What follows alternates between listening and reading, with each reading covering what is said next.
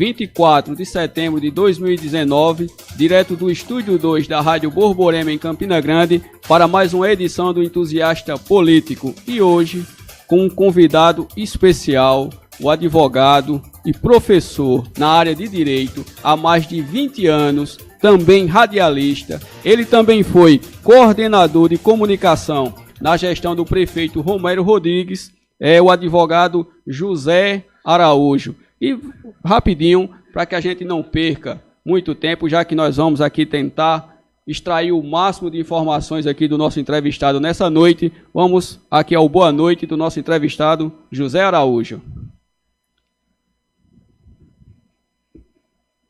Boa noite, Sérgio. Boa noite especial a você, ao Bruno na técnica. Saudar a todos que nos acompanham nessa transmissão ao vivo e, naturalmente, pelos benefícios da internet, saudar aqueles que vão ver posteriormente a gravação desse programa. É um prazer estar aqui com vocês.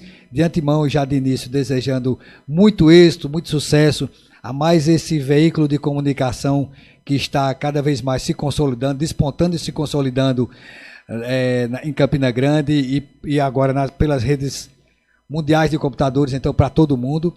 Então, desejando muito sucesso, muita sorte a todos vocês. Parabéns pela iniciativa. Desde já eu já quero agradecer aqui a nossa transmissão simultânea da Rádio Borborema, em parceria com a BC Mídia, também pelo portal de notícia SNN Notícia, e também estamos no canal do YouTube pela Rádio Borborema Oficial também. Todos esses canais você encontra o canal aqui da Rádio Borborema. E desde já, gostaria aí muito de pedir desculpa aos nossos muitos ouvintes, principalmente na entrevista de ontem com o vereador Napoleão Maracajá, porque muitos dos nossos ouvintes ficaram sem aquele alô, sem aquela resposta ao vivo, principalmente na questão da entrevista deles, devido à questão da transmissão ser simultânea. Alguns dos nossos ouvintes acabam ficando aí sem esse alô, mas fica o nosso pedido de desculpa. E no mais de hoje, se assim nós conseguimos alcançar a todos os nossos ouvintes, principalmente das transmissões simultâneas, fora a questão da página oficial da Rádio Borborema, estaremos sim lendo a sua pergunta, fazendo o seu elogio, lendo sua dúvida ou também até a sua reivindicação. Mas na noite de hoje, uma noite especial aqui com o convidado, e nós estávamos aqui em off, e o professor José Araújo estava nos contando principalmente algumas histórias que remontam à questão da história do rádio aqui em Campina Grande, que particularmente eu não conhecia. Eu não sabia que ele tinha sido diretor, o primeiro diretor da Rádio Panorâmica aqui na cidade de Campina Grande, que também tinha sido editor do jornal da Folha de São Paulo. Não, eu fui diretor administrativo no Jornal Estado de São Paulo. Então, assim, eu vou necessariamente... E do Jornal da Paraíba também, eu fui o gerente administrativo do Jornal da Paraíba, no início dos anos 90. Isso aí é uma parte que, assim, eu particularmente não conhecia o lado dessa história do professor Araújo, e eu acho que Campina Grande precisa também degustar um pouco dessa história, e gostaria de, antes de nós entrarmos naqueles assuntos um pouco mais polêmicos, não é?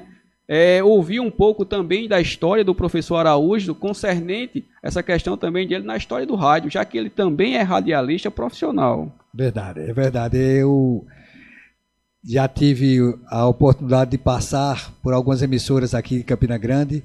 Eu tive um programa no início dos anos 90, saudar a chegada aqui nos estúdios do colega também radialista Edgar Fernandes. Como eu ia dizendo, no início dos anos 90 eu tive programas na rádio Ariús, é uma rádio comunitária do bairro do Catolé, que havia na época, sob a direção, o comando de Marcelon Gonzaga, e com Magdônia Alves, uma turma muito boa que a gente tinha na época. Também tive programa de debate com Araújo na Rádio Borborema, na extinta Rádio Borborema, dos Diários Associados, e tive na Campina FM também. Na Campina FM também tivemos o programa de debate com Araújo. E tive, então, essa participação nas emissoras. De lá para cá, sempre que convidado, participo do programa com os amigos nas diversas emissoras aqui de Campina Grande. A gente tem uma convivência, uma história de convivência com a imprensa, de um modo em geral, porque tanto na imprensa escrita, na realidade, meu caro Sérgio Silva, meu primeiro contato com a imprensa foi quando eu trabalhei como revisor de matéria no Jornal da Paraíba, quando a editora era ali na rua Otacílio de Albuquerque. Isso em 1970, 76, por aí. Na rua Otacílio de Albuquerque, na editora Jornal da Paraíba, eu era revisor de matéria. Naquele tempo, o jornal era de uma forma muito artesanal, era fabricado de forma muito artesanal. A gente derretia o chumbo ainda, tinha o linotipista, tinha o prelo manual, enfim. E eu contava até uma particularidade, uma coisa pitoresca, que os funcionários tomavam muito leite para evitar as doenças pulmonares que a inalação daqueles gases oriundos do derretimento do chumbo poderiam causar. Então essa foi a minha primeira experiência, como eu já disse, depois passei no Jornal Estado de São Paulo, em São Paulo, de volta a Campina Grande, fui diretor da Rádio Panorâmica, FM, depois a gente também teve essa participação mais recente com... Sim, voltei ao Jornal da Paraíba, para não perder o mote e a cronologia. Fui gerente administrativo do Jornal da Paraíba no ano 93, 94. E mais recentemente eu fui agraciado com o convite do prefeito Romero Rodrigues para ser o primeiro coordenador de comunicação de sua gestão no seu primeiro mandato. Logo em seguida eu passei fiquei assessorando o gabinete de forma política, administrativa, e hoje eu sou o diretor econômico-financeiro do IPSEM, que é o Instituto de Previdência do Servidor do município de Campina Grande. Também tivemos a passagem, e aí depois a gente pode conversar, em 2004, quando eu fui candidato a prefeito aqui, no ano 2004, com vamos dizer assim, com uma experiência pioneira na oportunidade de lançar uma candidatura avulsa, que não tinha perspectiva de vitória nas urnas, mas tinha uma perspectiva de vitória político-partidária, porque o partido que eu até então, inclusive, era presidente, o PMN nunca tinha conseguido uma cadeira na Câmara Municipal, e no ano que eu fui candidato a prefeito, nós conseguimos eleger um vereador, depois empossamos mais 1 ou 2 suplentes, na sequência, no licenciamento dos titulares, enfim, e tivemos cerca de 20 mil votos para a legenda, ou seja, demos muita visibilidade ao PMN, que até então era um partido muito acanhado, muito pequeno, não tinha ainda aquela projeção que obteve com a nossa candidatura. E partido que não se candidata, partido que não mostra a cara, partido que não lança candidatura própria, ele está fadado a só apoiar. Então foi uma candidatura pioneira, então recebemos uma carga de críticas na época muito forte, mas a compensação foi muito melhor. Nós recebemos muitos elogios também, nós recebemos, em contrapartida, muita força, muito reconhecimento, e o que fez com que nós tivéssemos, então, o reconhecimento por parte da população e da classe política como um todo, e até hoje estamos aí dando a nossa parcela de contribuição, de alguma forma, à vida pública e à política como um todo. Já pegando o gancho e já começando a adentrar na temática política, professor, já que o senhor, em 2004, lançou-se candidato, não foi isso? Em 2004. É praticamente candidato solo, né? Então, atualmente, o senhor é favorável às candidaturas avulsas, principalmente aí nessas candidaturas avulsas, fora das legendas partidárias? Porque muitas questões hoje em dia que são suscitadas é que a maioria dos partidos hoje, principalmente aqueles que são denominados partidos nanicos, são mais partidos de legenda de aluguel. Então, o senhor seria favorável que hoje os candidatos pudessem se candidatar fora da legenda partidária? Nós podemos dividir essa resposta em 2 vertentes. O que poderia ser, o que se acha, o que representaria uma candidatura avulsa, e outro viés, a viabilidade na prática. Então, eu vou começar de trás para frente, porque é mais curta essa segunda etapa. A viabilidade na prática não existe. É impossível que se possibilite candidaturas avulsas, fora de uma legenda partidária, e sem estar, então, filiada a uma sigla partidária. Isso porque não só a legislação não permite, mas principalmente porque operacionalmente, Sérgio, não teria como fazer isso. Porque a partir do momento que você abre esse leque, a pleiade, o número de candidatos que poderiam aparecer, seria totalmente um número astronômico e que inviabilizaria, entre outras coisas, uma das coisas mais importantes na política, que é a campanha eleitoral. Para que serve a campanha eleitoral? Serve não apenas para apresentar o candidato, mas principalmente as suas ideias e o que ele representa. Não apenas a sua sigla partidária, mas também tem o seu histórico, tem o seu currículo, tem sua trajetória, tem sua postura de vida. Então, não é que a legenda faça o candidato, mas é preciso colocar um filtro. Porque senão, você imagine se nós tivéssemos 50 candidatos a prefeito. Como é que se faz um debate, por exemplo, para esclarecer a população quem é quem? Não é verdade? Como é que se coloca um jogo de perguntas e respostas, de questionamentos, com 10, 20, 30, 50 candidatos ou 100? Então, é preciso que haja esse filtro. Agora, essa é a resposta do item 2. Viabilidade. Não há viabilidade. Agora, se você me pergunta, mas do ponto de vista da democracia, sim, do ponto de vista da democracia, eu só vejo ponto positivo. Seria importante, assim, porque eu considero, Sérgio, que uma eleição, um processo eleitoral, essa escolha se assemelha a um concurso público. Existe uma vaga a ser preenchida, existem candidatos, e quem vai dar esse emprego, esse cara, quem vai escolher, quem é o patrão que vai escolher esse funcionário público, esse servidor público, é o povo, através do voto. Então, para todo emprego tem que ter análise curricular, tem que ter a entrevista, né? E os testes. Então, evidentemente que quando você vê um concurso público de bom nível, de boa qualidade, uma vaga muito atraente, o que é que acontece? Às vezes tem uma, duas, meia dúzia de vagas e milhares de candidatos, não é assim? Exatamente. Então quando existe essa quantidade grande de candidatos pleiteando aquela vaga, naturalmente que o processo seletivo, ele se qualifica e qualifica aquele que vai ser o escolhido. Então é muito importante, seria muito importante que tivesse bastante opções, não é? É como eu sou a favor da pluralidade partidária, mas desse ponto de vista acadêmico, doutrinário, numa questão de discussão teórica, para o bem da democracia. Agora, quando a gente parte para o lado prático, como é que se operacionaliza isso? Lamentavelmente, repito, a gente percebe que não é possível. Então, aí quando se parte para o lado prático, aí a gente já tem que pensar exatamente o oposto. Que o ideal é que não tenha uma república monopartidária, ou bipartidária, ou tripartidária, mas também não pode ter infinitamente partidária.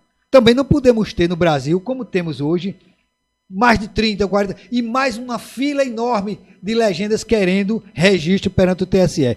Isso não pode acontecer, porque quando se fala em partido político, em sigla partidária, você tem que levar em consideração a filosofia. O que é que esse partido defende? Qual é a linha de pensamento? O que é que ele pensa para a sociedade? Como é que ele vê a classe trabalhadora? Como é que ele vê a classe produtiva? Como é que ele vê essa relação capital-trabalho? Como é que ele vê a questão da ética na política? Como é que ele vê o progressismo? Como é que ele vê o conservadorismo? Não é? Enfim, então nós vemos muita gente que nunca teve 5 minutos de carteira assinada filiado ao Partido dos Trabalhadores, por exemplo, pela sigla, pelo nome, Partido dos Trabalhadores. Há de se supor que sejam pessoas ligadas ao trabalho, pessoas que têm experiência na militância trabalhista, na vivência trabalhista, que conheça os problemas e o dia a dia, o cotidiano de quem trabalha, da classe produtora. Quando você vê, por exemplo, um partido liberal, você imagina que ele não possa ter nas suas hostes partidárias pessoas com pensamento conservador, ou radical, ou intransigente, ou reacionário, porque é um partido liberal. No entanto, na prática, volto a frisar, a realidade é outra. Então a gente vê industriais filiados ao PT e a gente vê gente de ideias ultraconservadoras em partidos liberais, em partidos progressistas, pessoas que não se renovaram, não se reciclaram. Então, no Brasil, nós carecemos muito desse tipo de coisa. Tanto é verdade que a população não vota no partido, não escolhe pelo partido, vota na pessoa. Na pessoa, né? Porque se você chegar aqui, vamos pegar um ponto de Campina Grande, que é conhecido pela Paraíba toda, que está pelo Brasil, a Praça da Bandeira, o calçadão da Cardoso Vieira. Se você começar a entrevistar os transeuntes e perguntar o que significa determinadas siglas partidárias, as pessoas não sabem nem o que significa a sigla, muito menos qual é a linha, qual é a corrente. E outra coisa, o que é mais interessante, você vê uma legenda partidária, que, vou dar um exemplo prático agora, citando nomes, que apoiam o governo Bolsonaro, que apoiaram o governo Ricardo Coutinho adversário político de Bolsonaro, e tem partido que está dando suporte político e apoio ao governo Bolsonaro e deu apoio. Então, quer dizer, então como é que fica a cabeça do eleitor buscando essa identidade política e ideológica? Não existe. Então, nós ainda, enquanto perdurar esse tipo de confusão na cabeça do eleitor, confusão essa, patrocinada pelos próprios agentes políticos, e não culpa do povo, então, enquanto isso acontecer, naturalmente que as legendas, as siglas partidárias têm que sofrer uma redução de número e procurarem a sua definição, a sua afirmação ideológica junto ao povo, para que as pessoas comecem a separar joio do trigo, quem é quem na política. Ô professor, e trazendo à baila mais um assunto, principalmente a questão dessa legenda partidária, como é que o senhor vê essa questão das candidaturas laranjas, né? Esse incremento de forma muito forçada, porque tem que ter um limite mínimo de mulheres na política, e acabaram trazendo esse problema, principalmente essa questão das candidatas laranjas. Rapaz, tem um ditado que diz que nada forçado presta. Muitas vezes o direito quer obrigar uma realidade social em diversos campos, né? Em diversos campos. Então, eu vejo que muitas medidas legais, muitos diplomas legais, muitas leis, muitos decretos, muitas portarias, até mesmo jurisprudência, muitas vezes o legislador ou o poder judiciário, eles estão imbuídos de uma boa fé, de uma boa expectativa, mas acontece que na prática muitas vezes não funciona. Então, por exemplo, eu acho que a participação feminina na política, ela é importante, como a participação masculina é importante, mas é a participação do ser humano vocacionado para aquilo. Quem quer, quem gosta. Então, não vejo lógica em se estipular, por força imperativa de lei, um quantitativo de número de candidaturas de mulher. Eu acho o seguinte, que todas as mulheres que quiserem participar, que se sintam atraídas e vocacionadas para a vida pública, que se filiem ao partido, que se candidatem. E quantas mulheres não estão aí na vida social, na sociedade, exercendo atividade política sem mandato? Porque você não precisa de mandato para exercitar o seu lado cidadão. Política nada mais é do que cidadania. Então, você não precisa de mandato para estar aqui numa tribuna, como você, Sérgio Silva, está aqui, como o Bruno Ebert, que é da comunicação, como tantos outros. Tem tanta gente que no seu local de trabalho, na academia, nas universidades, enfim, exerce atividade política. Então, essa parte de obrigar 30%, essa cota, eu acho que isso acaba obrigando as legendas que têm dificuldade a criar o famoso jeitinho brasileiro. Então acaba bota aí o nome na lista apenas para inchar, para cumprir uma determinação legal. Mas muitas vezes essas mulheres não são candidatas de verdade porque não são efetivamente vocacionadas para a vida pública, não demonstram aquele interesse em exercer o mandato eletivo. Então não fazem campanha, não pedem voto, porque também não têm, repito, aquele interesse. Então não adianta. É mais uma dessas leis que elas são cumpridas por fim da força, mas não tem um resultado prático. Então, é culpa da lei a candidatura laranja. Se tirar esse dispositivo legal, então tem partido que vai aparecer com uma candidata, com duas, com três, com 10. Realmente, né? Então, ou nenhuma. Quer dizer, não adianta você forçar, porque eu tenho experiência como dirigente partidário, e já como partidário, hoje eu sou dirigente do PSDB, há muitos anos, já desde 2005, 2006, que eu sou dirigente do PSDB, sou do diretório, sou da executiva, né, do PSDB. Então a gente percebe essa dificuldade. Graças a Deus o PSDB é um partido grande, a gente não tem tanto essa dificuldade, mas a gente percebe porque a gente faz parte muitas vezes de um arco de alianças, uma pleia de vários partidos que compõem uma coligação partidária nas eleições, e a gente vê como as legendas menores têm essa dificuldade, tanto de filiar como de lançar candidaturas femininas. Então, eu vejo que a culpa da candidatura laranja feminina é exatamente por força de uma lei capenga que obriga, não deixa a coisa fluir naturalmente. Eu acho que na política tem que ser uma coisa natural. É candidato quem quer ser candidato e não necessariamente apenas para ganhar, apenas para vencer. Existem candidaturas que têm uma utilidade muito grande de questionamento, não é? Uma candidatura para trazer à luz há muitas coisas que poderiam ficar embaixo. Então, uma candidatura independente, corajosa, ousada, atrevida, audaciosa, mas que principalmente tem conteúdo, tem base, tem propósito. O PSDB se perdeu ao longo do caminho porque hoje o PSDB nacional enfrenta problemas muito sérios, né? Tem essa questão dessa problemática do Aécio Neves, né, que passou por um processo de quase expulsão, mas acabou não sendo expulso. Tem essa questão da sigla, até mesmo na Paraíba está um pouco enfraquecida. Como é que está essa questão, principalmente na Paraíba, do PSDB? O PSDB sempre foi, como a maioria dos partidos, eu posso dizer todos os partidos, eles têm características locais, regionais. O PSDB da Paraíba é diferente em vários aspectos do PSDB do Rio Grande do Sul, que é diferente do PSDB do Amazonas. E quando você fala em Paraíba, você também pode subseccionar isso e dizer o seguinte: o PSDB no estado e o PSDB em Campina Grande. Campina Grande sempre foi uma cidade muito política e politizada. Campina Grande respira política e já cedeu, forneceu, trouxe para a política paraibana, nordestina e nacional nomes de grande vulto, de grande importância, de grande relevância, em várias legendas partidárias, não só no PSDB. Então, Campina Grande, você vê, por exemplo, na época de campanha eleitoral, Campina Grande, ela tem características na campanha que você não encontra em outras cidades, por exemplo, em João Pessoa. Lá é mais morna, Campina Grande é mais efervescente, a política, e Campina Grande dita muitas regras de política. Então, voltando para o foco de sua pergunta, que é o PSDB. O PSDB,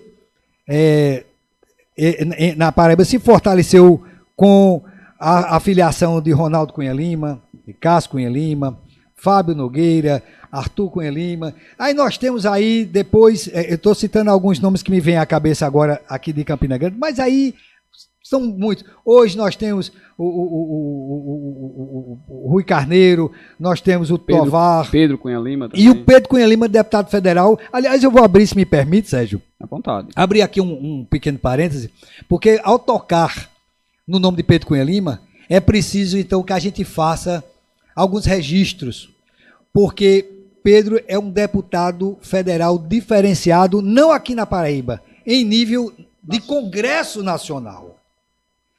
Pedro é um jovem que está revolucionando o pensamento e a postura e a prática política, não só no discurso, não só na teoria, não só na ideologia, não apenas na palavra. Apesar de que Pedro tem um discurso contundente, inflamado, corajoso, agudo, ele é obtuso, ele vai na ferida, ele vai no ponto, ele é contra as mordomias, ele é contra os penduricalhos, ele é contra, vamos dizer assim, as práticas carcomidas da velha política, e ele se alinha com os cabeças pensantes do Congresso, os chamados cabeça preta do Congresso. Então, Pedro é motivo de orgulho da Paraíba. O seu mandato nos enche de vaidade porque traz um discurso e uma prática que o Brasil de hoje, que está passando por toda uma modificação, a política está sofrendo uma grande transformação e Pedro está nessa crista dessa onda. Ele está entre esses que estão revolucionando a política. Pois bem, então são nomes que o PSDB forneceu, cedeu à Paraíba. O próprio prefeito Romero Rodrigues militou quase que toda a sua vida política nas hostes da sigla partidária do PSDB, e é um grande nome, excelente quadro. Enfim, então o PSDB, como todos os partidos de grande história, de grande tradição, naturalmente que ele tem que estar se reinventando, se reciclando, e ele tem alas que você pode distinguir. Por exemplo, o Fernando Henrique Cardoso um dia já foi novidade. O Fernando Henrique Cardoso um dia já foi revolucionário. O Fernando Henrique Cardoso já foi, Quem não sabe quem foi o Plano Real, o pai do Plano Real, como ministro da Fazenda e depois como presidente da República. Ele foi ministro de Itamar Franco, lançou o Plano Real e depois como presidente da República. Enfim, então o Fernando Henrique Cardoso, um grande nome da política nacional, né? Um grande quadro do PSDB. Agora, evidentemente que com o passar do tempo, novas gerações vão surgindo. O próprio perfil do eleitorado mudou muito, Sérgio. Mudou muito, vem mudando muito. E aí é um capítulo à parte que a gente podia fazer um registro nesse nossa troca de informações. Professor, o senhor vê o eleitorado atualmente mais exigente? Olha, existem eleitorados divididos por vários tipos de perfis. O eleitorado da academia, a universitário, você pode ver de um jeito. O eleitor da classe trabalhadora, aquele que bota a mão na massa, aquele que pega ônibus, é outro. A classe média, que é quem sustenta esse país. A classe média, que é quem consome, quem produz e consome serviços e manufaturados, que é quem movimenta a riqueza do país. Então a classe média é de um jeito. Aquele pessoal da classe mais humilde, que tem menos acesso a informações, principalmente à cultura, então tem um outro perfil. E se você quiser seccionar também, você pode pegar a classe da juventude dos 16 anos. Você veja, o ano que vem vai haver eleição para prefeito e vereador. 2020 nós vamos eleger em todo o Brasil novos prefeitos e vereadores. Pois muito bem, esse eleitor que vai às urnas o ano que vem, na eleição de prefeito passada, ele tinha 12 anos de idade. Era uma criança aos 12 anos, um pré-adolescente aos 12 anos, e agora vai votar ano que vem. Então veja que é um eleitorado que, se não tiver uma boa formação política dentro de casa, na escola e na sociedade como um todo, ele corre o risco de ser vulnerável e manipulável. A juventude, ela é muito impetuosa e ela está muito suscetível a embarcar em ondas. Se não tiver uma formação política mais sólida, mais consolidada, tal, ela está passível de sofrer interferências, influências que não necessariamente, Sérgio, representem a verdade, né? A verdade. Então, assim, o eleitorado está, claro, o tempo faz com que tudo progrida, tudo avança, tudo está se modernizando. Para o bem ou para o mal, as coisas estão avançando. Mas há, no geral, uma melhoria. Então, hoje em dia já se vê mais pessoas que se auto-intitulam independentes no seu voto. Em que pese ainda existia uma grande gama da população que só vota se ganhar alguma coisa, se receber alguma coisa, que vende o seu voto. E aí entra uma dicotomia, entra uma coisa que polariza. É o político que compra voto ou é o eleitor que vende voto? O voto, né? Então, eu, particularmente, já tive essa experiência negativa em candidatura, de eu chegar a pedir voto e fazer um discurso inflamado, dizer que político não é Papai Noel, político não é para dar nada a ninguém. Político se é para dar alguma coisa, é para dar esperança. É para dar um futuro melhor com as suas propostas, com as suas ideias, com a sua coragem, com a sua história de vida, com o seu conhecimento, com o seu preparo. Mas aí você faz um discurso, reúne pessoas e muitas vezes na saída dessas reuniões, eu era seguido até o carro por um grupinho de pessoas. Depois que eu fazia esse discurso mostrando que nós precisamos renovar, não venda seu voto, não receba seu voto. Aliás, tem pessoas que dizem assim, olha, se alguém quiser dar alguma coisa a você, receba. Receba, porque isso é dinheiro seu mesmo, é dinheiro roubado, é o político que está dando dinheiro que roubou de você mesmo. Então receba, mas na hora de votar, vote com consciência. Eu já faço um discurso diferente. Eu digo, não receba, porque se você sabe que é dinheiro roubado, ladrão é quem rouba e quem segura a escada. Se você sabe que o sujeito roubou, se ele está dividindo com você o produto do roubo, isso faz de você ladrão igual a ele. Então, você não pode ter moral, dignidade, altivez, de fazer um enfrentamento posterior à eleição de cobrança, se você for o primeiro agente. Corrupção só existe se houver dois agentes. Tem que haver o agente ativo e passivo e ativo, senão não há corrupção. Então, não existe corrupção na modalidade culposa. Só existe na modalidade dolosa. O estelionato só existe na modalidade dolosa, intencional. Significa dizer que o eleitor é tão culpado quanto aquele que compra seu voto. Então, não é para haver essa transação comercial. Pois muito bem, retomando o ponto, porque eu sou professor, tenho que retomar o ponto. É o costume, é o hábito, é força da tradição. Então, quando eu saía dessas reuniões, nas campanhas eleitorais, que eu ia para o carro, um grupinho me acompanhava. Doutor Araújo, o senhor podia aqui, olha, eu estou com uma conta de água, uma conta de energia aqui, o senhor podia me ajudar? Eu disse, uma conta de água, minha senhora? Mas me diga uma coisa, quem tem que pagar a conta de água é quem consumiu. Eu não tomei nem um copo d'água na sua casa, como é que eu vou pagar a sua conta de água? Quem é que paga a sua conta de água quando não é tempo de campanha eleitoral?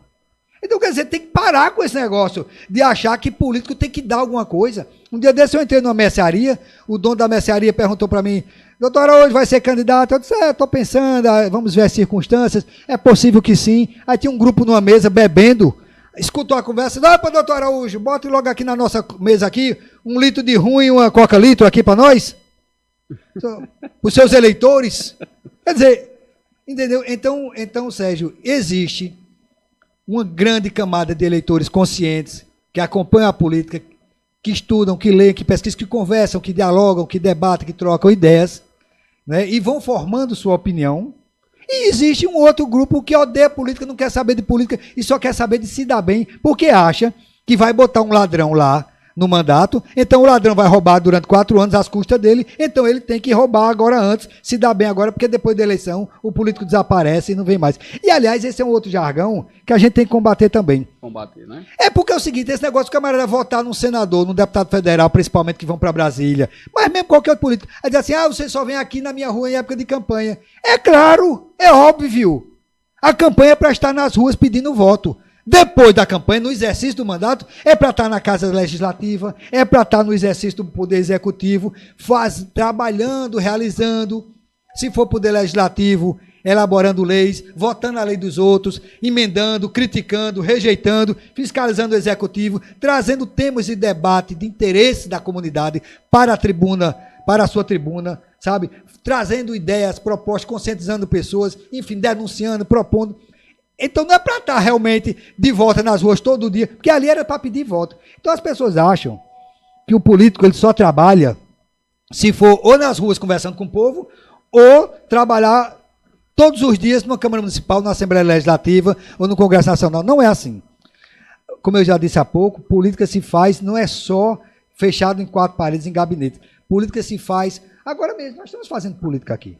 Nós estamos fazendo política, nós estamos conversando sobre política, nós estamos conversando sobre vida social. Decisões que interferem no preço, como dizia Bertolt Brecht, interferem no preço da farinha, do feijão, da mensalidade escolar, do custo de vida como todo. São decisões políticas que regem as nossas vidas. O preço do ônibus, as taxas bancárias, tudo são decisões políticas que regem nossas vidas. Então a política é necessária, é importante, mas é a política que seja discutida com inteligência, com conhecimento de causa, sem ódio, com paixão. Pode haver a paixão, deve haver a emoção, sem o exagero, né? Mas sem ódio, sem confundir as pessoas com as suas ideias, sem agressões gratuitas, tá certo? Sem confundir a pessoa física com a pessoa do candidato, essas coisas assim, essa ética na política que se espera. O senhor agora tocou, eu acho que atualmente é um dos pontos mais sensíveis que existe, é porque, infelizmente, criou-se essa polarização de esquerda e direita, onde pessoas praticamente parece que não conseguem hoje conversar com pensamentos divergentes, né? Até às vezes um pequeno questão política, uma temática política, até parece que as pessoas não conseguem conversar bem. Mas aí, nós estamos hoje aqui no estúdio da Rádio Borborema com um entrevistado especial, que é o professor José Araújo, que ele é professor de Direito aqui na cidade de Campina Grande há mais de 20 anos, também é advogado, também é radialista profissional e também foi coordenador de comunicação na gestão do prefeito Romero. Professor, com relação a essa questão, principalmente da política, até porque a última eleição passada foi uma eleição atípica, né, onde um candidato que tinha, se não me foge a memória, cerca de 13 segundos de guia eleitoral gratuito, conseguiu se reeleger, né, principalmente pela força da internet e dessa pulverização que existe nas redes sociais. Então eu lhe pergunto, professor, atualmente o presidente da República, o Jair Bolsonaro, principalmente nessas falas espontâneas do presidente, isso mais tem prejudicado o presidente ou mais necessariamente ele fala de forma para aquele público fiel, ou o cargo que ele exerce necessariamente precisa ter aquela linguagem polida do cargo?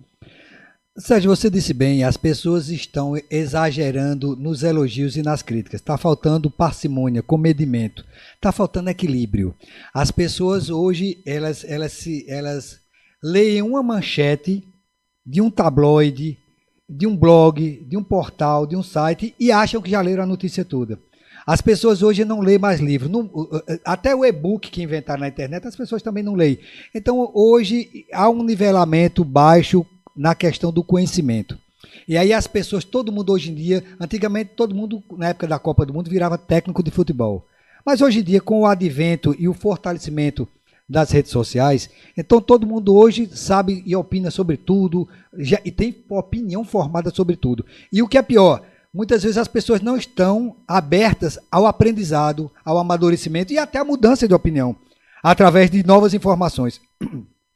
Então, muitas vezes, as pessoas têm convicções arraigadas, firmadas, endurecidas, porque não se dão ao trabalho de agirem com empatia, ou seja, se colocarem no lugar do outro para poder ter um pouco mais de equilíbrio nas suas palavras e nas suas ideias.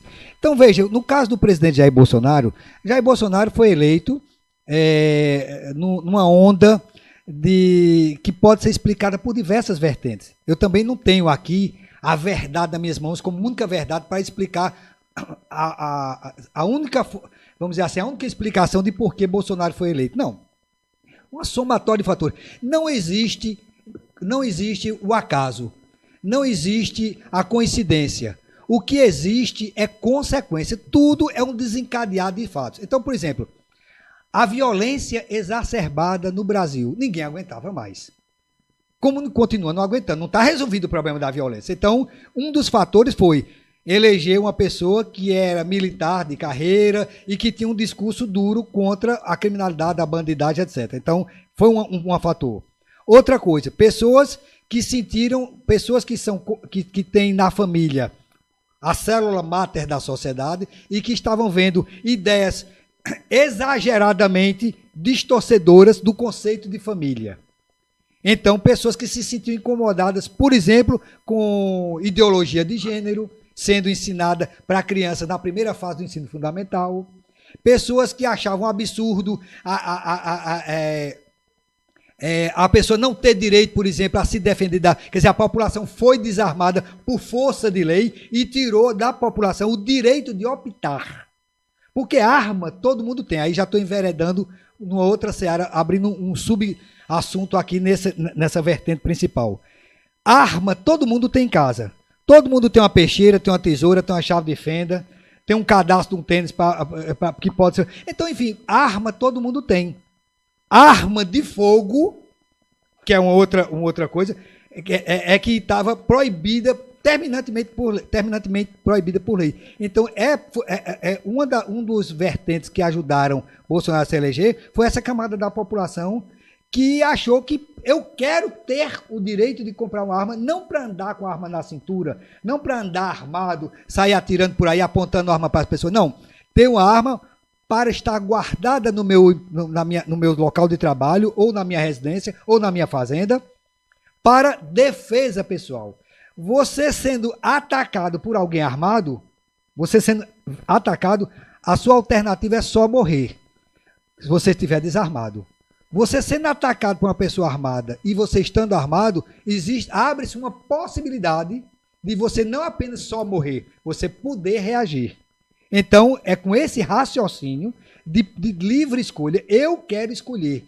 Então, Bolsonaro se elegeu também nessa vertente. Outra coisa, Bolsonaro ele tem um discurso capitalista, voltado muito para o capital.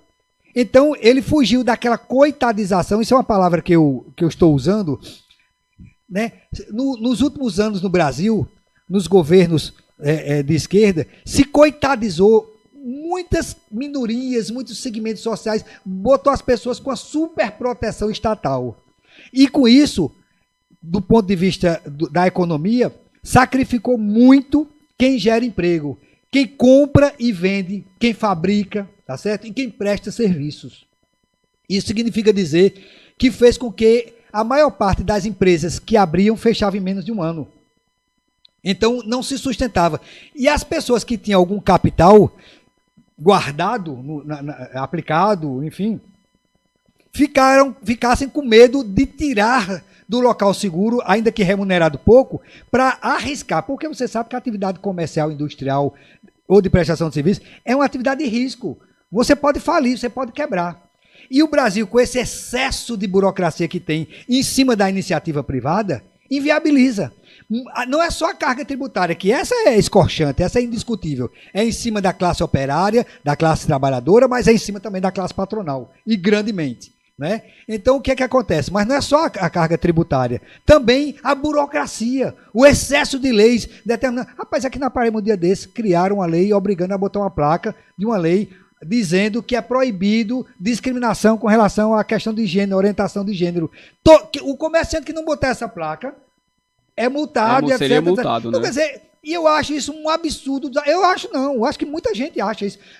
Se todas as leis que existem, a gente for obrigado a botar um cartaz dizendo que a gente está obrigado a cumprir essa lei, não vai ter parede nos estabelecimentos para contemplar o número de cartazes nas paredes. Então, assim, Bolsonaro trouxe uma série de propostas, de projetos, e também o perfil que ele demonstrou criou nessas pessoas essa identidade. Então, tanto é que está aí, foi eleito, e mostrou-se que o guia eleitoral não é o fator preponderante. Mostrou também que a grande mídia contra ele também não conseguiu derrubá-lo. Até uma facada que poderiam tirá-lo do pleito acabou se transformando na boca e na ideia das pessoas que votaram em Bolsonaro num fator de mais impulso, de mais empolgação, deu uma injeção de ânimo na campanha. Então significa dizer assim, foi uma onda forte que foi composta por um somatório de fatores que levaram o Bolsonaro ao poder. Agora, as falas dele, que é o cerne de sua pergunta, também, a forma de Bolsonaro se expressar, as coisas que ele diz, é como eu estou aqui sendo ouvido e visto por um número grande de pessoas. Algumas pessoas estão dizendo, concordo, ele está falando certo, eu estou dizendo, só fala besteira, está tudo errado. Então, isso faz parte do processo de absorção e de gestão de ideias entre interlocutor e ouvinte. Isso é a questão do diálogo, a questão do debate, é assim mesmo que funciona. Pois bem, Bolsonaro, às vezes, perde algumas boas oportunidades de ficar calado. Mas isso acontece comigo também, acontece com você, acontece com todo mundo. Ele tem a sua característica pessoal. Agora, o mais importante num gestor, num governante, não é necessariamente as piadinhas, as palavras infelizes, as coisas que viram memes. Não é isso que importa. O que importa é, numa economia de mercado, a geração de empregos. Geração de emprego é uma palavra, é uma expressão forte, mas veja, ela é que é a mola propulsora de toda a economia. Então, quando se gera emprego, se gera salário, se gera renda, as pessoas consomem, compram e tal, aí existe uma retroalimentação em toda a economia, a indústria cresce, enfim, existe toda uma movimentação da economia. Então, um dos grandes... E aí, para gerar emprego, tem que haver atração de capital. Então, o investidor tem que se sentir estimulado a investir. Como é que o investidor se sente estimulado? Quando ele sente segurança naquele governo, quando ele entende que medidas de austeridade e de seriedade estão sendo adotadas e que a política, né, econômica não vai oscilar ao sabor do vento, que tem uma linha, uma diretriz, um comando. Então, outro fator, o combate à corrupção, que foi também um vetor na campanha de Bolsonaro, combate à corrupção, o apoio à Operação Lava Jato, que vinha, enfim. Então, essa play desse somatório de fatores fizeram com que ele fosse eleito e que está sustentando o seu governo exatamente resultados. Infelizmente, os bons resultados em vários campos não estão recebendo o devido acolhimento. por parte da grande mídia, que é a formadora de notícia para o povo. Mas nessa questão da informação, o senhor acha que a equipe de comunicação do governo falha nesse sentido? Assim, a palavra falha é uma palavra que seria simplória, porque definiria uma coisa, é falha. Não, é o seguinte, é porque existem as opções. Por exemplo, Bolsonaro optou por fazer a reforma previdenciária. É uma opção dele. Ele poderia ter feito como Michel Temer, que não fez a reforma previdenciária. Ele poderia ter feito como Dilma, que não fez a reforma previdenciária. Ele poderia ter feito como Lula, que teve também 2 mandatos e não fez a reforma previdenciária. Por quê? Porque ela é antipática. Porque ela é impopular. É chata. Ninguém gosta. É um remédio amargo. Se dissesse assim para o trabalhador, com a reforma previdenciária, eu vou ganhar mais? Não. A reforma previdenciária vai fazer eu me aposentar com muito mais dinheiro? Não. Então, por que razão fazer a reforma previdenciária? Porque é indispensável, porque é fundamental para a economia do Brasil, para a sobrevivência da nação como um todo. Não apenas da questão do regime previdenciário, mas para a sobrevivência da nação e das novas gerações. Então, assim, outra opção que Bolsonaro fez, eu falei da reforma previdenciária, mas podia falar, por exemplo, que ele fez a opção de tornar gratuita a emissão de carteira de estudante. A famosa MP da Liberdade Estudantil. Da Liberdade Estudantil. Então, o que acontece? Mas mesmo essas medidas, que são austeras, que são medidas sérias, que são medidas corajosas, que são medidas moralizadoras, o que acontece? Aparece uma minoria barulhenta, que ocupa muito mais os espaços, e aí eu também faço parte, me permita, para poder não fazer uma crítica. Você pergunta, é falha da equipe de comunicação do Bolsonaro? Eu dizia, é falha dos profissionais de imprensa também. Porque é preciso que os profissionais de imprensa, radialista, blogueiro, enfim, articulista, todo mundo que tem uma capacidade de comunicação, de também trazer a informação neutra, imparcial, ou então os 2 lados da notícia. Mas o que é que acontece? Quando uma pessoa ajuda uma velhinha a atravessar a rua, isso não aparece. Mas se essa velhinha for atropelada, aí é manchete. Então, quer dizer, uma grande parte da imprensa ela se alimenta de coisa ruim. Então, por exemplo, sabe o que foi que virou manchete nessa questão da carteira estudantil gratuita, virtual, no celular? A manchete é que a Uni está contra. Está contra porque vai destruir o movimento estudantil, porque Bolsonaro está massacrando o movimento estudantil. Movimento estudantil esse que eu nunca vi fazer nada de prático, de verdadeiro, de bacana, de iniciativa própria.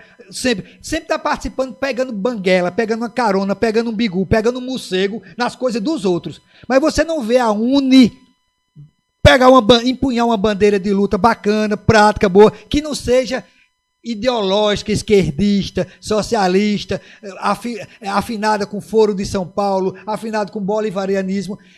Por que não pega uma coisa neutra, uma coisa boa? Sabe, campanha de vacinação, doação de órgãos, doação de sangue, não sei o quê. Umas coisas assim, que todo mundo concorda que seja uma coisa boa. Não, só pega coisa ruim. Então, isso faz com que as iniciativas boas de Bolsonaro, tudo que Bolsonaro faz de bom, alguém consegue distorcer e mostrar. Se não tiver um lado ruim, cria, inventa, distorce e bota lá. Então, fica muito difícil. Eu acho o governo Bolsonaro herói no sentido de sobrevivência, porque nunca um governo sofreu tanta paulada, bordoada, 24 horas por dia massacrado. Rapaz, foram atrás da vida da cunhada de Bolsonaro, da mulher. Da mulher dele, da mãe da mulher, do tio, do padrasto, não sei o quê. Aí pegaram, parece que foi a esposa de um dos filhos de Bolsonaro, o cara se passou por gay para fazer uma entrevista com ele. Enfim, quer dizer, estão se pegando por detalhes bestas, pequenos, picuinhas. Então, o debate e a análise e a notícia das ações governamentais estão reduzidas a questões de só menos importância. As grandes coisas... Pronto, Bolsonaro hoje fez um discurso na ONU.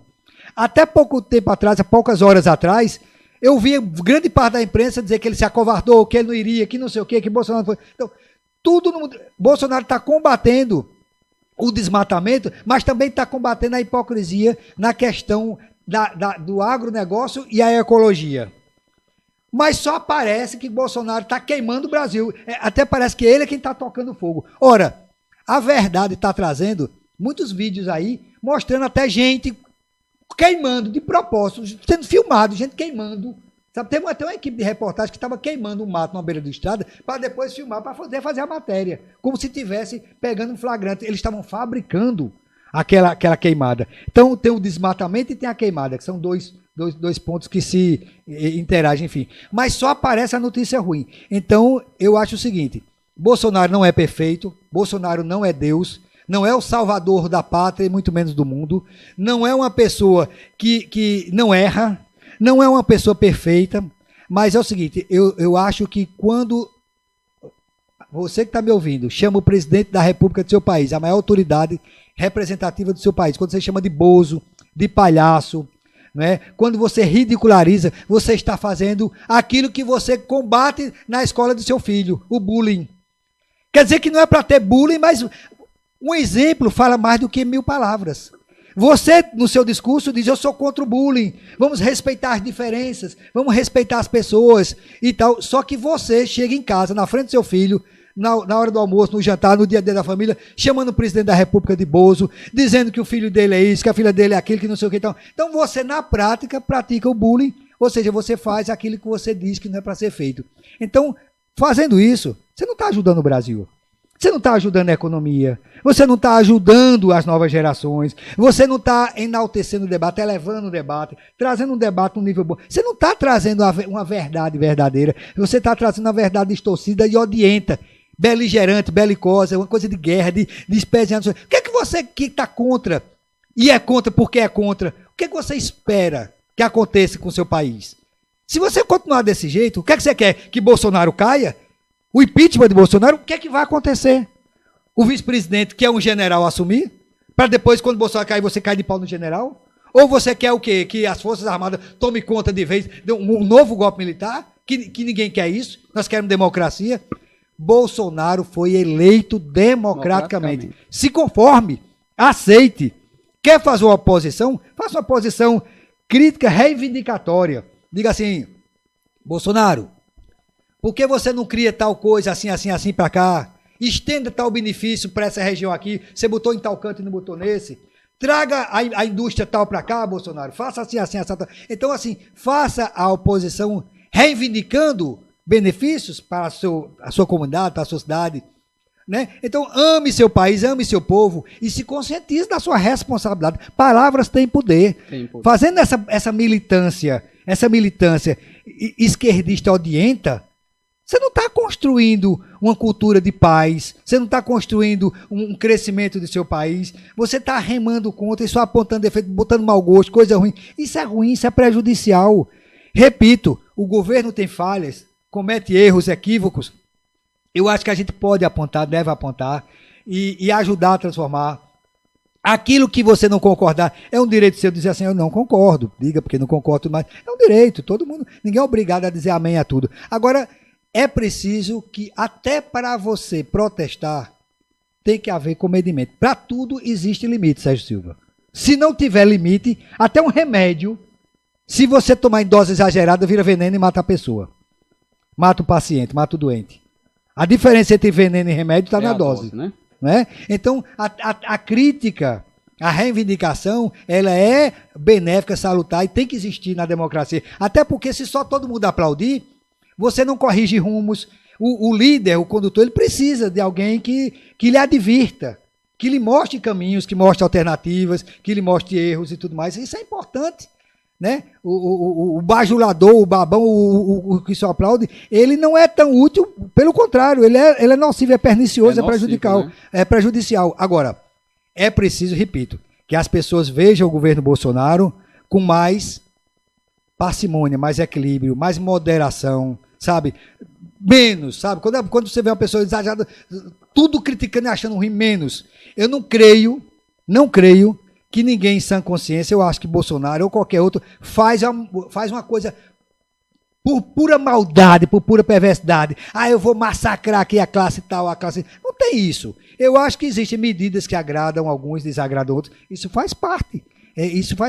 Não é possível adotar medidas político-administrativas que agradem a todos. Isso é impossível. Difícil, sempre haverá alguém discordando.